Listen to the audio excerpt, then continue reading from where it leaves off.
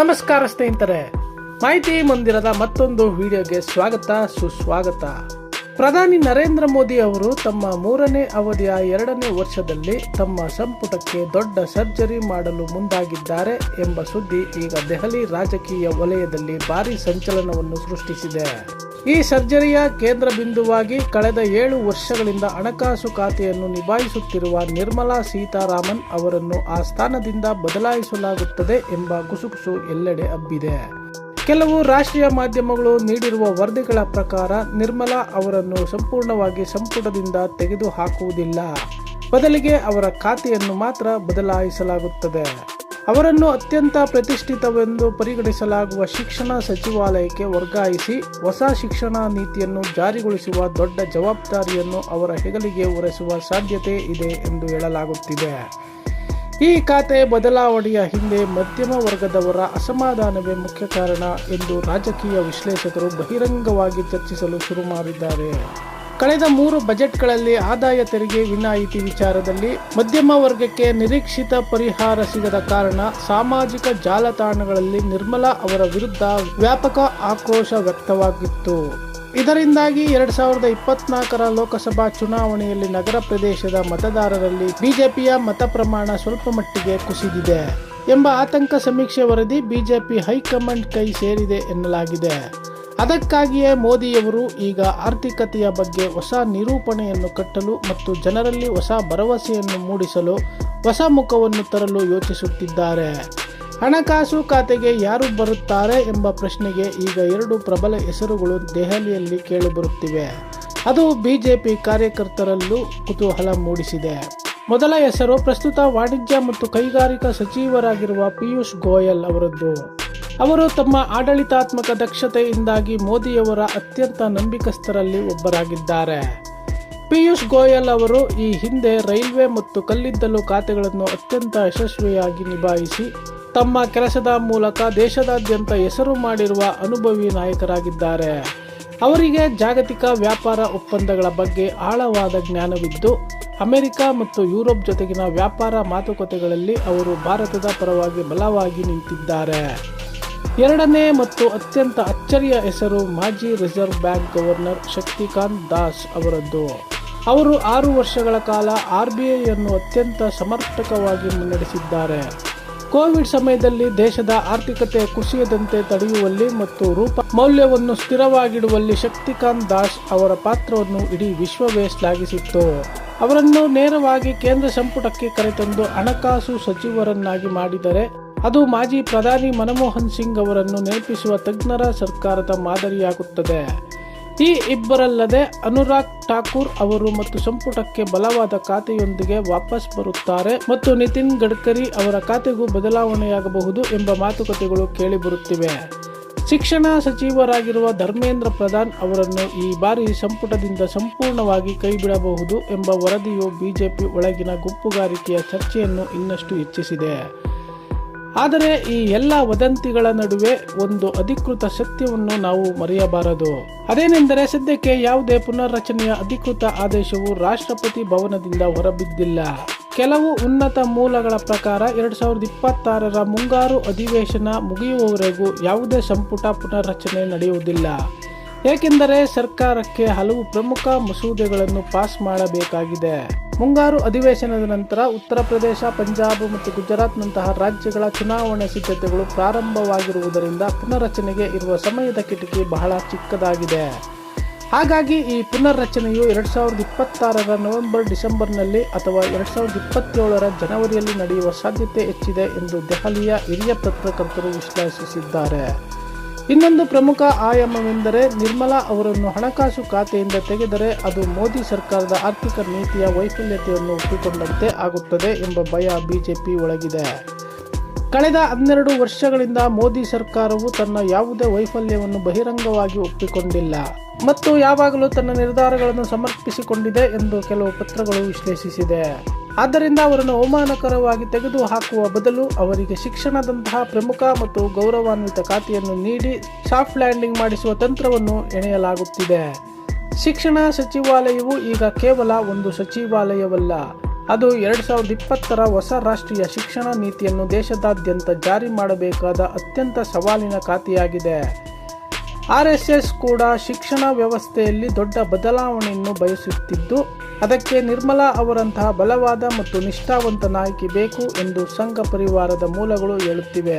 ಮತ್ತೊಂದು ಕಡೆ ನಿರ್ಮಲಾ ಅವರು ತಮಿಳುನಾಡು ಮೂಲದವರಾಗಿದ್ದರೂ ಅವರು ಕರ್ನಾಟಕದಿಂದ ರಾಜ್ಯಸಭೆಗೆ ಆಯ್ಕೆಯಾಗಿದ್ದಾರೆ. ಅವರಿಗೆ ನೇರವಾಗಿ ಜನರಿಂದ ಆಯ್ಕೆಯಾಗಿ ಬಂದ ಜನಬೆಂಬಲ ಆಧಾರವಿಲ್ಲ. ಬಿಜೆಪಿ ಈಗ ದಕ್ಷಿಣ ಭಾರತದಲ್ಲಿ ತನ್ನ ನೆಲೆಯನ್ನು ಬಲಪಡಿಸಲು ಹೊಸ ತಮಿಳು ಮುಖವನ್ನು ಹುಡುಕುತ್ತಿದ್ದು, ಆ ಕಾರಣಕ್ಕೂ ಈ ಬದಲಾವಣೆ ಅನಿವಾರ್ಯವಾಗಿರಬಹುದು. ಆರ್ಥಿಕತೆಯ ದೃಷ್ಟಿಯಿಂದ ನೋಡಿದರೆ ಭಾರತದ GDP ಬೆಳವಣಿಗೆ ದರವು ಸ್ಥಿರವಾಗಿದ್ದರೂ ಉದ್ಯೋಗ ಸೃಷ್ಟಿ ಮತ್ತು ಖಾಸಗಿ ಹೂಡಿಕೆಯಲ್ಲಿ ನಿರೀಕ್ಷಿತ ಏರಿಕೆ ಕಂಡುಬಂದಿಲ್ಲ ಎಂಬ ಟೀಕೆ ಇದೆ. ಹಣದುಬ್ಬರವು ನಿಯಂತ್ರಣದಲ್ಲಿದೆ ಎಂದು ಸರ್ಕಾರ ಹೇಳುತ್ತಿದ್ದರೂ ಸಾಮಾನ್ಯ ಜನರಿಗೆ ದಿನಬಳಕೆಯ ವಸ್ತುಗಳ ಬೆಲೆ ಇಳಿದಂತೆ ಭಾಸವಾಗ್ತಿಲ್ಲ. ಇದು ಸರ್ಕಾರದ ವಿರುದ್ಧ ಅಸಮಾಧಾನಕ್ಕೆ ಕಾರಣವಾಗಿದೆ. ಈ ಅಸಮಾಧಾನವನ್ನು 2021ರ ಲೋಕಸಭಾ ಚುನಾವಣೆಯ ಮೊದಲು ಸರಿಪಡಿಸಿಕೊಳ್ಳಲು ಮೋದಿಯವರು ಈಗಾಗಲೇ ಮಾಸ್ಟರ್ ಸ್ಟ್ರೋಕ್ ಆಡಲು ಸಿದ್ಧತೆ ನಡೆಸಿದ್ದಾರೆ ಎಂದು ಹೇಳಲಾಗುತ್ತಿದೆ. ಪಿಯೂಷ್ ಗೋಯಲ್ ಅವರು ಮುಂಬೈ ಮೂಲದವರಾಗಿದ್ದು, ಅವರಿಗೆ ಕಾರ್ಪೊರೇಟ್ ಜಗತ್ತಿನಲ್ಲಿ ಉನ್ನತ ಸಂಪರ್ಕವಿದೆ. ಅವರು ಬಂದರೆ ವಿದೇಶಿ ಹೂಡಿಕೆದಾರರಲ್ಲಿ ವಿಶ್ವಾಸ ಹೆಚ್ಚಾಗುತ್ತದೆ ಎಂಬ ಲೆಕ್ಕಾಚಾರವಿದೆ. ಶಕ್ತಿಕಾಂತ್ ದಾಸ್ ಅವರು ಬಂದರೆ ಅವರು ರಾಜಕೀಯ ರಹಿತ ತಜ್ಞರಾಗಿ ಕೆಲಸ ಮಾಡುತ್ತಾರೆ ಮತ್ತು ರಿಸರ್ವ್ ಬ್ಯಾಂಕ್ ಮತ್ತು ಹಣಕಾಸು ಸಚಿವಾಲಯದ ನಡುವಿನ ಸಮನ್ವಯ ಇನ್ನಷ್ಟು ಉತ್ತಮವಾಗುತ್ತದೆ. ಈ ಪುನರ್ರಚನೆಯಲ್ಲಿ ಕೇವಲ ನಿರ್ಮಲಾ ಮಾತ್ರವಲ್ಲ, ಸುಮಾರು 8ರಿಂದ 10 ಸಚಿವರ ಖಾತೆಗಳು ಬದಲಾಗುತ್ತವೆ ಮತ್ತು 4ರಿಂದ 5 ಹೊಸ ಮುಖಗಳಿಗೆ ಅವಕಾಶ ಸಿಗುತ್ತದೆ ಎಂದು ಮೂಲಗಳು ತಿಳಿಸಿವೆ. ವಿಶೇಷವಾಗಿ ಉತ್ತರ ಪ್ರದೇಶಕ್ಕೆ ಹೆಚ್ಚು ಪ್ರಾತಿನಿಧ್ಯ ನೀಡಲಾಗುತ್ತದೆ, ಏಕೆಂದರೆ ಅಲ್ಲಿ 2027ರಲ್ಲಿ ವಿಧಾನಸಭಾ ಚುನಾವಣೆ ನಡೆಯಲಿದ್ದು ಬಿಜೆಪಿಗೆ ಅದು ಪ್ರತಿಷ್ಠಿತ ಪ್ರಶ್ನೆಯಾಗಿದೆ.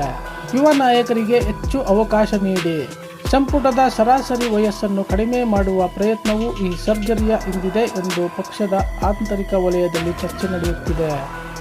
ನಿರ್ಮಲಾ ಸೀತಾರಾಮನ್ ಅವರ ಪರವಾಗಿ ಮಾತನಾಡುವವರು ಅವರು ಅತ್ಯಂತ ಕಷ್ಟದ ಸಮಯದಲ್ಲಿ ಹಣಕಾಸು ಖಾತೆಯನ್ನು ನಿಭಾಯಿಸಿದ್ದಾರೆ ಮತ್ತು ದೇಶವನ್ನು ಆರ್ಥಿಕ ಬಿಕ್ಕಟ್ಟಿನಿಂದ ಪಾರು ಮಾಡಿದ್ದಾರೆ ಎಂದು ವಾದಿಸುತ್ತಾರೆ. ಕೋವಿಡ್ ಸಮಯದಲ್ಲಿ ಅವರು ಘೋಷಿಸಿದ 20 ಲಕ್ಷ ಕೋಟಿ ರೂಪಾಯಿಗಳ ಪ್ಯಾಕೇಜ್ ಮತ್ತು ಆತ್ಮನಿರ್ಭರ ಭಾರತ ಯೋಜನೆಯು ದೇಶದ ಆರ್ಥಿಕತೆಗೆ ಜೀವದಾನ ನೀಡಿತ್ತು ಎಂಬುದನ್ನು ಮರೆಯಬಾರದು. ಅವರು ರಕ್ಷಣಾ ಸಚಿವೆಯಾಗಿದ್ದಾಗ ಸರ್ಜಿಕಲ್ ಸ್ಟ್ರೈಕ್ ನಂತರ ಸೈನ್ಯಕ್ಕೆ ನೀಡಿದ ಬೆಂಬಲ ಮತ್ತು ರಫೇಲ್ ಒಪ್ಪಂದದಲ್ಲಿನ ಅವರ ದಿಟ್ಟ ನಿಲುವನ್ನು ಇಂದಿಗೂ ಬಿಜೆಪಿ ಹೆಮ್ಮೆಯಿಂದ ಹೇಳಿಕೊಳ್ಳುತ್ತದೆ. ಹಾಗಾಗಿ ಅವರನ್ನು ತೆಗೆದುಹಾಕುವುದು ಅವರ ವೈಯಕ್ತಿಕ ವೈಫಲ್ಯದಿಂದಲೇ, ಬದಲಿಗೆ ರಾಜಕೀಯ ಅವಶ್ಯಕತೆ ಮತ್ತು ಹೊಸ ನಿರೂಪಣೆಯ ಅಗತ್ಯದಿಂದಾಗಿ ಎಂದು ಅರ್ಥ ಮಾಡಿಕೊಳ್ಳಬೇಕು. ಸಾಮಾನ್ಯ ಜನರ ದೃಷ್ಟಿಯಿಂದ ನೋಡಿದರೆ ಅವರಿಗೆ ಸಚಿವರು ಯಾರೇ ಆಗಲಿಲ್ಲ, ತೆರಿಗೆ ಕಡಿಮೆಯಾಗಬೇಕು, ಬೆಲೆ ಏರಿಕೆ ನಿಲ್ಲಬೇಕು ಮತ್ತು ಉದ್ಯೋಗ ಸಿಗಬೇಕು ಎಂಬುದಷ್ಟೇ ಮುಖ್ಯವಾಗಿದೆ. ಹೊಸ ಹಣಕಾಸು ಸಚಿವರು ಬಂದರೆ ಮೊದಲ ಕೆಲಸವಾಗಿ ಅವರು ಆದಾಯ ತೆರಿಗೆ ಸ್ಲ್ಯಾಬ್ನಲ್ಲಿ ದೊಡ್ಡ ಬದಲಾವಣೆ ತಂದು ಮಧ್ಯಮ ವರ್ಗವನ್ನು ಸಂತೋಷಪಡಿಸುವ ಪ್ರಯತ್ನ ಮಾಡಬಹುದು. GST ದರಗಳಲ್ಲೂ ಕೆಲವು ವಸ್ತುಗಳ ಮೇಲೆ ತೆರಿಗೆಯನ್ನು ಕಡಿಮೆ ಮಾಡಿ ಜನಸಾಮಾನ್ಯರಿಗೆ ಪರಿಹಾರ ನೀಡುವ ಸಾಧ್ಯತೆಯೂ ಇದೆ. ಇದು ಬಿಜೆಪಿಗೆ ಚುನಾವಣೆಯಲ್ಲಿ ಲಾಭ ತಂದುಕೊಡುತ್ತದೆ. ಈ ಕಾರಣಕ್ಕಾಗಿಯೇ ಈ ಸುದ್ದಿಯನ್ನು ಕೆಲವು ಯೂಟ್ಯೂಬ್ ಚಾನೆಲ್ಗಳು ಸ್ಫೋಟಕ ಥಂಬ್ನೈಲ್ನೊಂದಿಗೆ ಪ್ರಸಾರ ಮಾಡುತ್ತಿವೆ, ಏಕೆಂದರೆ ಜನರಿಗೆ ಈ ವಿಷಯದಲ್ಲಿ ತೀವ್ರ ಆಸಕ್ತಿ ಇದೆ. ಆದರೆ ಒಬ್ಬ ಜವಾಬ್ದಾರಿಯುತ ನಾಗರಿಕನಾಗಿ ನಾವು ವದಂತಿ ಮತ್ತು ಅಧಿಕೃತ ಆದೇಶದ ನಡುವಿನ ವ್ಯತ್ಯಾಸವನ್ನು ಅರ್ಥ ಮಾಡಿಕೊಳ್ಳುವುದು ಬಹಳ ಮುಖ್ಯವಾಗಿದೆ. ಸದ್ಯಕ್ಕೆ ರಾಷ್ಟ್ರಪತಿ ಭವನ, ಪ್ರಧಾನಮಂತ್ರಿ ಕಚೇರಿ ಅಥವಾ PIBನಿಂದ ಈ ಬಗ್ಗೆ ಯಾವುದೇ ಅಧಿಕೃತ ಪತ್ರಿಕಾ ಪ್ರಕಟಣೆ ಬಂದಿಲ್ಲ. ಬಂದಿರುವುದೆಲ್ಲ ಮೂಲಗಳ ಆಧಾರದ ಸುದ್ದಿಗಳು ಮಾತ್ರ. ಆದ್ದರಿಂದ ಈ ಕ್ಷಣದಲ್ಲಿ ನಿರ್ಮಲಾ ಔಟ್ ಎಂಬುದು 100ಕ್ಕೆ 100% ಸತ್ಯವಲ್ಲ. ಅದು ಒಂದು ಬಲವಾದ ಸಾಧ್ಯತೆ ಮಾತ್ರ ಎಂದು ನಾವು ಹೇಳಬಹುದು.